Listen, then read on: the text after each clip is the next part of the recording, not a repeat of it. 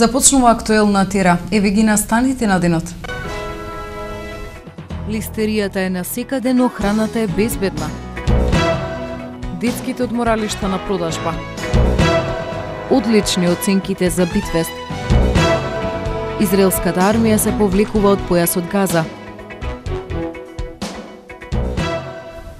Министерството за внатрешни работи поднесе кривична пријава против ВС 27 години од Скопје и БЛ 23 години од Битола поради постоење основи на сомнение за сторено кривично дело напад на службено лице при вршење работи на безбедноста. Имено на 3 август оваа година околу 19 часот на градскиот стадион во Битола за време на фудбалскиот надпревар помеѓу ФК Пелистер и ФК Вардар, поголема група од навивачката група Комити, меѓу кои били првопријавениот, физички нападнале полициски службеници кои биле задолжени за обезбедување на фудбалскиот надпревар. Од страна на судија во претходна постапка на првопријавениот му е одредена мерка притвор во траење од 8 дена. Второпријавениот се товари дека при крајот на второто полувреме околу 19 часот и 20 минути, откако настанале нарушување на јавниот ред и мир на стадионот, се доближил до полициски службеник и без повод и причина со ногата го удрил во левата подлактица, нанесувајќи му лесни телесни повреди констатирани од доктор ортопед во клиничката болница Битола. Истиот е изведен пред надлежен судија на претходна постапка и му е одредена мерка притвор во траење од 8 дена. МВР во соработка и координација со надлежното јавно обвинителство продолжува да работи на целосно расчистување и документирање на сите кривично правни настани, односно инциденти регистрирани за време на фудбалскиот надпревар.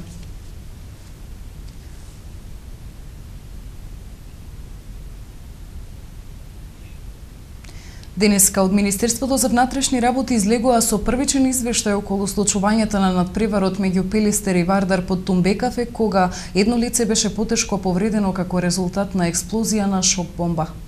Секторот за внатрешна контрола и професионални стандарди ја комплетираше интерната истрага околу нарушувањето на јавниот ред и мир и полициската интервенција при фудбалскиот надпревар меѓу екипите на ФК Пелистер и ФК Вардар на градскиот стадион во Битола.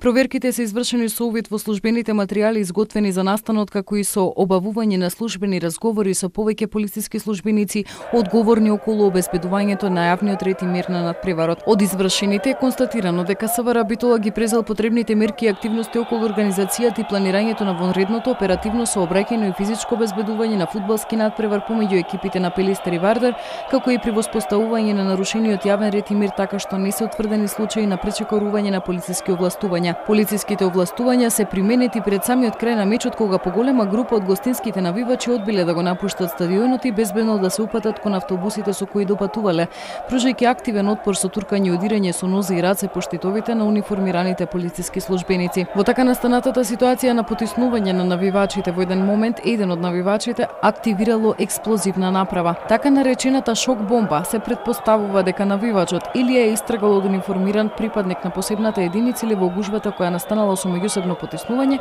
таа не активирана и спаднала пошто ја зел и набргу потоа ја активирал. Од увидот во службените материјали изготвени во однос на настанот е утврдено дека на 31 јули од Фудбалската федерација на Република Македонија до секторот за внатрешни работи Битола било доставено известување за одигрување на првенствен фудбалски надпревар меѓу екипите на Пелистер и Вардар. Надпревар кој бил прогласен од висок ризик со цел да бидат преземени мерки согласно законот за спречување на насилство на спортски настани. Такво известување било доставено на 1.8 од ФК Пелистер, како известување од Агенцијата за обезбедување дека истите со 13 вработени биле ангажирани во обезбедувањето на споменатиот надпревар. Секторот за внатрешни работи ги започнал потребните проверки околу добивање на сознание за определување на безбедносната проценка со цел за изготвување на план за вонредно оперативно сообраќајно и физичко обезбедување на настанот, па во таа смисла бил одржан состанок со управата на ФК Пелистер, на кој се дискутирало за мерките, активностите што требало да ги преземе управата на клубот околу заедничко и координирано настапување за време на надпреварот. Исто така биле испратени телеграми до секторите за внатрешни работи за да бидат извршени проверки во однос на колкав број, кога и со какви превозни средства ќе патуваат навивачките групи Комити на надпреварот во Битола. Откако биле извршени потребните проверки, изготвени изготвен е план за оперативно сообраќајно и физичко обезбедување на надпреварот, со кој биле предвидени мерките и активностите што требало да ги преземат полициските службеници што ќе бидат вклучени во обезбедувањето. Навивачката група Комити што патувала од Скопје пристигнала со задоцнување од околу 10 минути, односно 10 минути по започнувањето на надпреварот, и истите во вкупна бројка од околу 350 биле сместени на северната трибина, каде што за обезбедување биле предвидени полициски службеници од полициската единица во секторот за внатрешни работи и од единицата за брзо распоредување. 10 минути пред завршувањето на надпреварот била издадена устна наредба за празнање на трибината, бидејќи постоела опасност да дојде до физички контакт со навивачката група чкембари кои се подготвувале да ја прескокнат оградата и да појдат на северната трибина.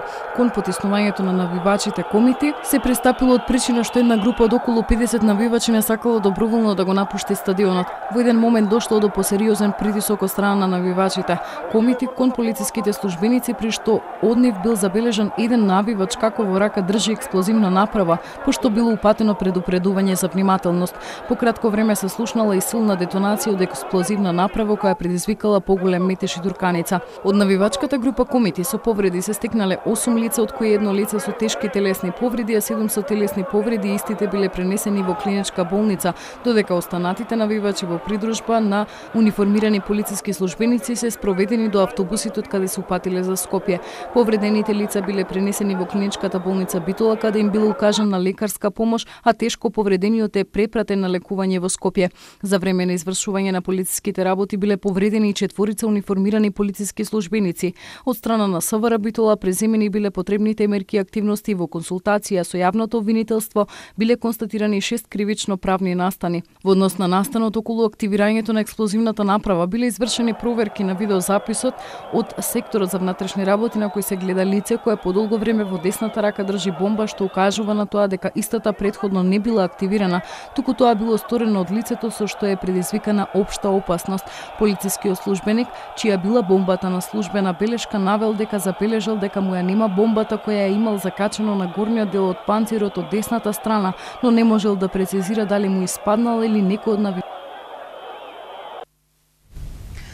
На ден 3 август оваа година во 23 часот во полициската станица Кавадарци се јавило лицето И.Ј. вработен во бензинска пумпа Мак Петрол Дреново и пријавил дека вечерта околу 22 часот, додека бил на работа, на бензинската застанал автобус со навивачи од Скопје кои се враќале од Битола.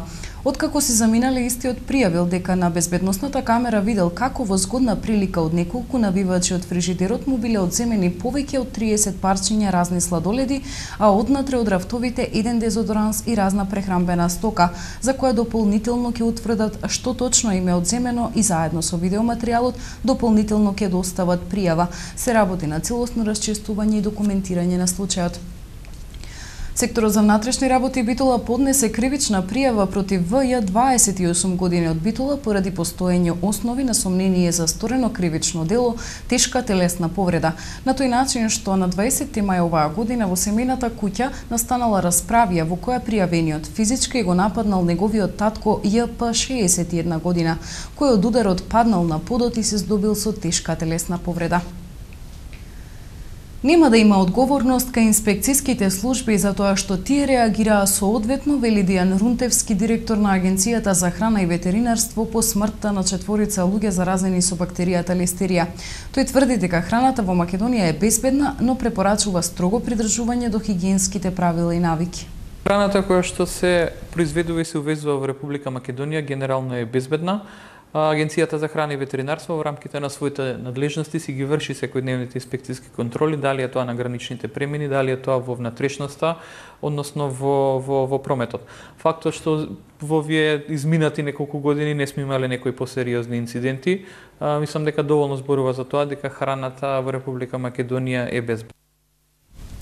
Детското одморалиште Пелистер Битола со вкупна површина од 5229 метри квадратни е едно од 6 детски одморалишта за кои државата ќе бара приватни инвеститори. Маја Богоевска. Иницијативата за оттуѓување на државните детски одморалишта до владата ја поднело ресорното Министерство за труд и социјална политика. Ке се продаваат 6 детски одморалишта и тоа малеше во Берово со вкупна површина од 4001 метар квадратен. Детско одморалиште Пелистер Битола со вкупна површина од 5229 метри квадратни, потоа детско одморалиште Николич Дојран со вкупна површина од 6089 метри квадратни, детско одморалиште Ѓуриште Свети Николе со вкупна површина од 1060 метри квадратни, детско одморалиште Сувилаки Берово со вкупна површина 3446 метри квадратни, како и одморалиштето Горно Водно Скопје. Нивната продажба ќе биде по пат на електронска аукција, рече Ѓоргиев. Тој додаде дека јавните повици ќе се распишат во втората половина на август, а дотогаш заинтересираните приватни стопанственици ќе можат да се информираат за условите и деталите околу аплицирањето.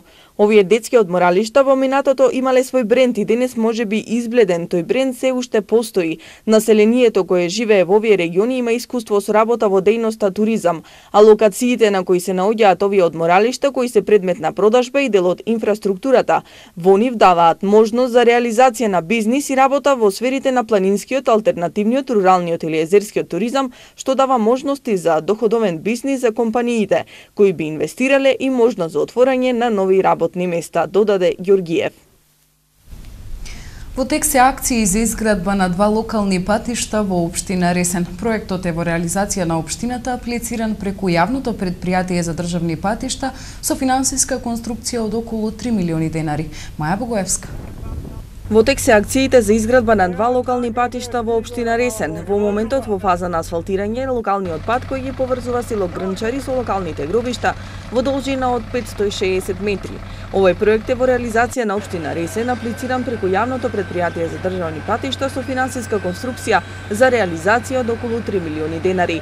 Исто така во завршна фаза поставување на банкини е и реализација на проектот за изградба на улица во село Стење, како дел од истата програма во должина од околу 150 метри, за кои беа обезбедени 1,5 милиони денари. Во соработка со јавното претпријатие за државни патишта на Република Македонија, општина Ресен деновиве изврши асфалтирање, односно во теке асфалтирање на 2 патни правци, едниот овој во Грнчари, во село Грнчари, каде што се поврзуваат со центарот на селото, се поврзуваат просторите каде што се наоѓаат муслиманските и православните гробишта. Се работи за патен правец долг околу 560 метри и вредност на инвестицијата од околу 3 милиони денари. Исто така, паралелно со овој патен правец се асфалтира и дел од еден уличен систем во селото Стење, во должина од 150 метри и со вредност на инвестицијата од околу 1,5 милиони денари. Со тоа практично продолжува летната градежна офанзива на општина Ресен во соработка со другите државни институции, каде што беа асфалтирани, се асфалтираат во моментов и ќе се доасфалтираат поголем број патни правци низ општина Ресен. Благодарение на ова тука со овој асфалтен пат се спојуваат православните гробишта, исто така и од исламските гробишта. Со ова му благодариме на владата на Република Македонија и се гледа дека со животот во село Грнчари, односно во Преспа, е на доста високо ниво. Според градоначалникот, инфраструктурните проекти кои се предвидени со годишните програми се реализираат во најголем дел според планираното. И ве што ќе гледате во продолжение. Одлични оценките за Битвест. И за други теми по кусата пауза, останете со нас.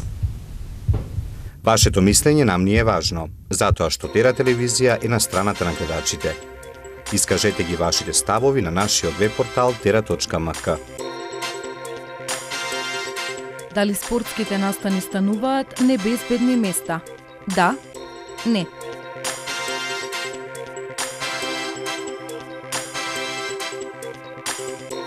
За резултатите од анкетата читајте на tera.mk или гледајте во вестите на Тера телевизија.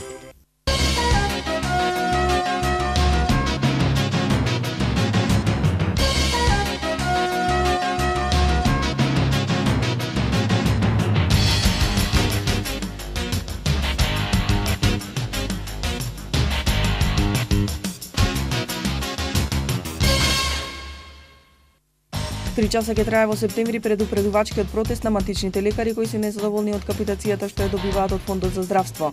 Премиерот Никола Груевски на маргините на церемонијата за одбележување на 100-годишнината од почетокот на Првата светска војна што се одржа вчера на мемориалниот споменик во Лиеж, кралството Белгија, осврил неформални разговори со поголем број присутни државници.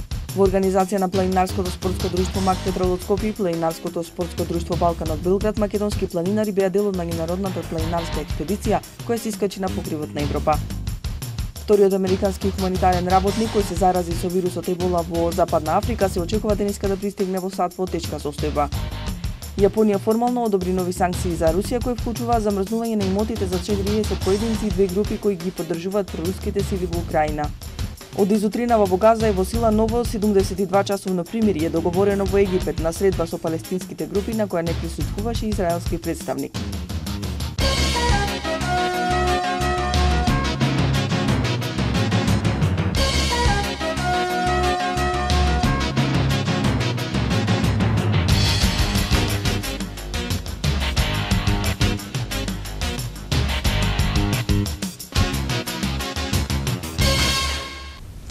Ние не гледаме со очи, ние гледаме со срце. Под ваков наслов синоќа за прв пат се одржа манифестација на која учество зедоа слепи лица. Маја Богоевска. Синоќа во магазата во рамките на Битве се одржа манифестацијата "Ние не гледаме со очи, ние гледаме со срце" за Битола, организирана од Сдруженијето на слепи лица. Во рамките на овој настан беше отворена изложба на ракотворби изработени од слепи лица, промоција на кратка монографија за Сдруженијето за слепи лица Битола, оддавање признанија почесни членови на Сдруженијето на слепи лица Битола, поетски рецитал и музичко-сценски перформанс. За прв пат нашите слепи инвалиди, слепи луѓе ќе учествуваат на Битвест. Ке имаме културни настани, рецитации, етно песни од поднебието на Битола. Имаме изложба на ракотворби кои се изложени пред магазата, кои можат сите наши граѓани да ги видат. Изработени се од слепи луѓе, слепи жени. Исто луѓето кои ќе музицираат и кои ќе рецитираат се слепи луѓе. Ова за прв пат се случува во нашиот град и сакам да биде одбележано, да знаат дека нашите луѓе во Битола, дека и слепите луѓе можат да учествуваат во сите културни настани избиднување во нашиот град. Поддршка добија и од Националниот сојуз на слепи на Македонија, каде што зедоа учество не само од Сдруженијето на Битола, туку се опфатени од повеќе здруженија, како од Струмица, Скопје и од други здруженија кои што ќе се представат со ракотворби изработени плетки од Комисијата за жените кои што се одредени тука и приложени, и исто така че имаме и музички настапи од наши членови. Се надеваат дека вакви манифестации ќе продолжат и во иднина да се одржуваат. На половината од битолското културно лето, првиот човек на градот вели оценките се високи, а не би биле такви ако тимот што го води не е целосен. Битвес го нарече феномен кој треба да подлежи на научно истражување како тој функционира. 270 настани на 9-тото издание на најдолгото културно лето во земјава. Од 3 до 7 дневно се случуваат и кога после 1 до 2 настани во другите општини се заминува масовно на годишен одмор. Ние продолжуваме со исто темпо.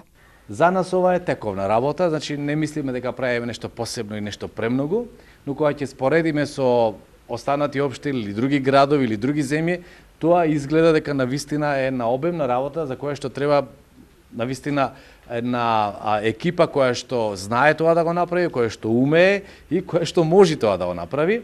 Затоа досега како тече Битфест, а сме скоро на половината. Градоначалникот вели по медиумите се првите резултати, односно оценките се одлични и високи, имајќи го предвид фактот што налето секаде нешто се случува. Кон крајот на август ќе се сумираат сите податоци за 9-тото, за да се конципира 10-тото јубилејно издание на Битфест до година. Дека ова година имаме гости на Битфест од над 20 други земји. Значи, содржини кои што се вистинска реткост, но содржини кои што мислам дека се многу интересни и кои што го збогатуваат и всушност го прават Битфест. Онаков фестивал оригинален, вистински, како би рекол, автентичен и многу денешен. Таков фестивал не можете да најдете на друго место, тоа го можеме само ние овде во Битола, благодарение на институциите од културата, благодарение на нашите таленти, на нашите соработници, благодарение на медиумите кои што ги имаме во градот, затоа што објективно, реално, без било кого од овие ние нема да имаме таков успех како што имаме. Феноменот Битфест, вели Талески, би требало да подлежи на научно истражување како тоа може да функционира, а функционира, вели тој, заради сите креативни чинители.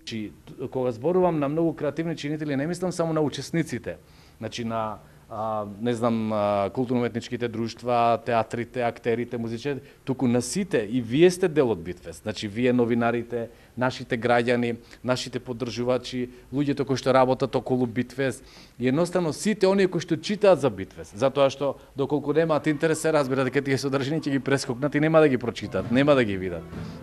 За ова да се случи, треба да се поседуваат ресурси и капацитет како општина, како град, а во Битола тоа најмногу и единствено во Република Македонија го има, вели градоначалникот. Од денес до 7 август во рамки на Битфест ќе се одржи 4-тото издание на Интернационалниот детски театарски фестивал Битолино. Морам да споделам радоста моја и наша на Бабец театар заедно со вас, бидејќи тука пред нас се наоѓаат 18 прекрасни млади дечиња, членови на театарската школа Бабец. Значи, ова година ја посветивме на работа и реализација на проектот формирање на прва професионална детска театарска школа. Овие дечиња уште 15 на други кои од оправдани причини денес не можеа да бидат со нас, ќе имаат честа како наши нови надежи, како надежи на македонскиот театар, можеби тука меѓу нас стои некој големо име кој ќе влезе во историјата на македонскиот театар, ќе имаат честа да го отворат 4-тото издание на Битолино. Мислам дека тоа е настан што никој не треба да го пропушти. Се работи за краток перформанс од 10 минути, но во тие 10 минути овие прекрасни дечиња на свој начин, искрено, чисто детски ни кажуваат и ни покажуваат како треба да го сакаме театарот и како треба да работиме во театар и колку многу љубов и колку многу жртви треба да се дадат за крајниот, финалниот резултат да изгледа така како што изгледа. Синоќа во изложбениот простор на Домот на култура Драги Тозија во Ресен беше отворена изложбата на скулптури и цртежи од академскиот сликар и скулптор Томо Бундовски. Ова изложба е дел од активностите поврзани со Преспанското културно лето во организација на општината. На изложбата представени се 6 скулптури во мермер, 31 слика молив и сребреника на хамер и 15 дела масло на платно. Изложбата ќе биде отворена до 14 август. Еве во рамките на годинешното издание на Топол културен бран, со Преспанското културно лето, кое што навистина изолирува годинава со многу настани, пред се од културно-забавен и уметнички карактер. Овој пат во следниве 10 дена ќе имаме можност да ја погледнеме на поставката, односно изложбата на академскиот скулптор и сликар Томо Бундовски, кој навистина, според ова што можеме да го видиме, вака првично се потрудил да направи извонредни дела. Гледаме тука, значи, слики со молив изработени на хамер, слики на платно со масло, гледаме и резба, нешто натаму, а гледаме и скулптури, неколку скулптури кои што наредниве 10 дена ќе бидат во оваа редовна поставка на Домот на културата Драги Тозија од Ресен.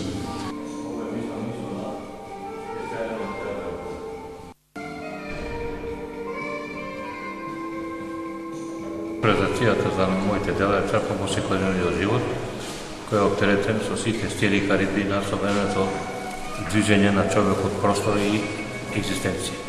Мојата техника првенствено како скулптор работам во материјал камен, вербал и бронза.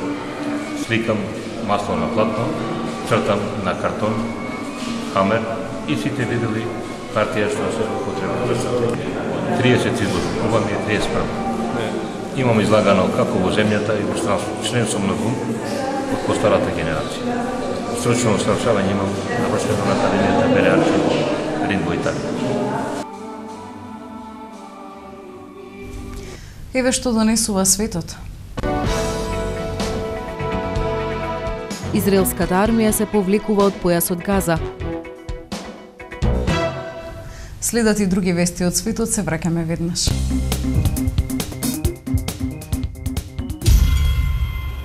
Од денес започнува 4-тото издание на Детскиот интернационален театарски фестивал Битолино. Битолскиот уметник Драган Најденовски со изложба во Прилеп. Заради големата заинтересираност на битолчани, представата Перо Малерот се изведе уште еднаш.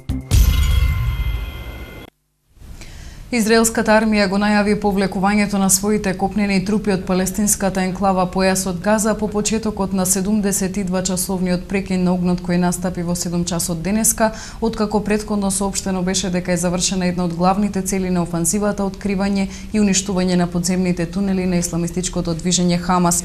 Израелските одбранбени сили ќе бидат разместени на одбранбени позиции надвор од појасот Газа и тие позиции ќе ги држиме, изјави портпаролот на израелската армија подполковникот Петер Лендер за медиумите. Предходно ноќеска армијата на одбраната на државата Израел објави дека ги уништила сите познати тунели на милитантите во појасот Газа, преку кои тие се инфилтрираа на израелска територија. Сите тунели кои што ги откривме се уништени, изјави за јавната телевизија портпаролот на израелската армија. Додаде дека израелската армија во Газа има многу други мисии кои што неопходно мора да се извршат. Утринава, според сознанијата на израелските медиуми, најмалку 32 подземни премини за инфилтрација и десетици влезни дупки биле лоцирани и разнесени пред да стапи на сила примирието кое што беше постигнато доцна претходната ноќ со посредство на Египет. Зад Либија останува уште еден викенд полн со хаос, насилство и смрт. Жестоките борби меѓу завојуваните милиции, првенствено во Триполи и Бенгази, започнати од средината на мај, продолжуваат со ненамален интензитет и предизвикуваат бројни жртви. Од 30 јули до сега, според Министерството за здравство, има над 200 загинати и повеќе од 1000 ранети лица. Со оглед на растечки кризната ситуација, мнозинството западни држави во меѓувреме го повлекоа својот дипломатски персонал од амбасадите. Дури Обединетите нации привремено ги повлекоа своите соработници од мисијата за поддршка на Либија. Мисијата треба да придонесе за стабилизирање на земјата и да овозможи демократски развој, кон тоа требаше да придонесат и предвремените избори за нов парламент од крајот на јуни, кој вчера одржа прва седница. На изборите не смеа да настапат партии, туку наводно независни кандидати. Денеска во Ирак треба да биде избран нов премиер. Негова задача првенствено ќе биде борба против терористичката група Исламска држава, но за тоа нема да бидат доволни само воени средства. Ирачкиот иден премиер треба да го постигне речиси невозможното за да го зачува Ирак во сегашната форма. На прво место тој треба да спречи џихадистичката терористичка група Исламска држава, поранешна Исламска држава во Ирак и Левант Идил, да освои натамошни делови од земјата. Освен тоа, тој треба да го одбрани и интегритетот на земјата во однос на курдите кои сакаат својот автономен регион во северниот дел од државата да го претворат во независна држава. Двете работи се можни само со истовремено извршување на најважната задача. Тој мора да ги доведе на преговарачка маса трите најголеми групи од ирачкото население – сунити, шиити и курдите, заради почеток на национален диалог. На неговиот крај мора да биде постигнат компромис прифатлив за трите групи. Бројот на жртвите од еболата во Западна Африка последните неколку дена достигна 887, додека во Лагос е потврден и вториот случај од ова заболување, и тоа кај лекар кој го лекувал американскиот пациент Патрик Сейвер, кој почина во нигериската престолнина Лагос во јули, а пристигнал од Либерија, соопштија во понеделникот од Светската здравствена организација. Претходно беше наведено дека од вирусот на ебола во Сиера Леоне, Либерија, Гвинеја и Нигерија починале 729 луѓе. Според Светската здравствена организација, вкупно од февруари 2014 година биле регистрирани 1603 случаи на инфекција со овој вирус. Вонредна прогноза, подгответе се за невреме во Македонија.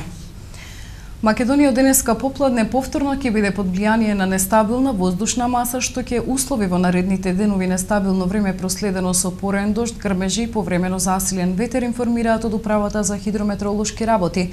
Оттаму посочуваат дека нестабилно денеска ќе биде најпрво во западните, а потоа и во останатите делови од земјата, а овие процеси ќе продолжат и во ноќните часови. Локално ќе има и појава на невреме со интензивен порен дожд, град и силни електрични празнења. Се очекува да наврне врнати поголеми количини на воден талок над 30 литри на метар квадратен. Процесите ќе бидат во форма на невреме во текот на утрешниот ден, а по стабилно време се очекува за време на викендот. Од управата препорачуваат во случај на појава на електрични празнења да има поголема внимателност, да не се престојува на отворен простор и под осамени дрвја, а стадата да не бидат во големи групи, туку раздвоени. Сега и за метеото на Тера.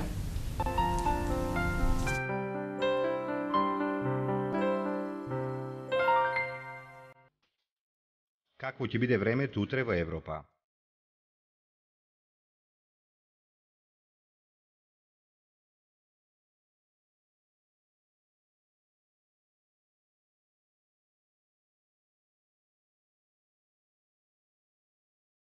За времето утре на Балканот.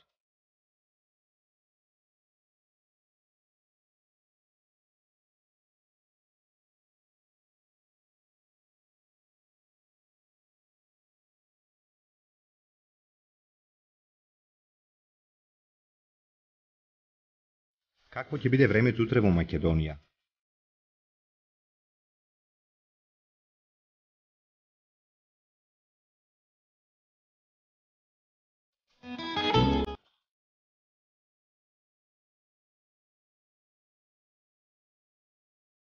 Следува временската прогноза за времето утре во регионот.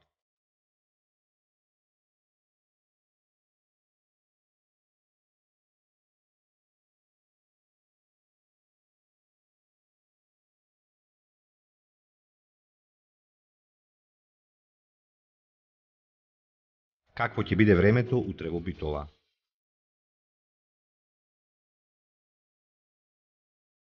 Следува временската прогноза за следните денови во Битола.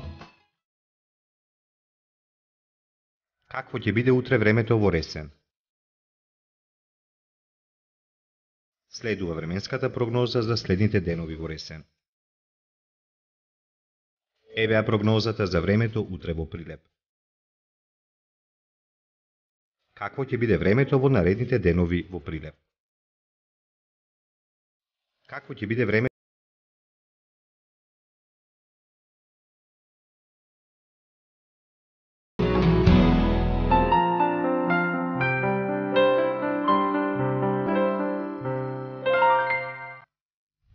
Почитувани, актуел заврши, него менувате каналот, останете со Тера.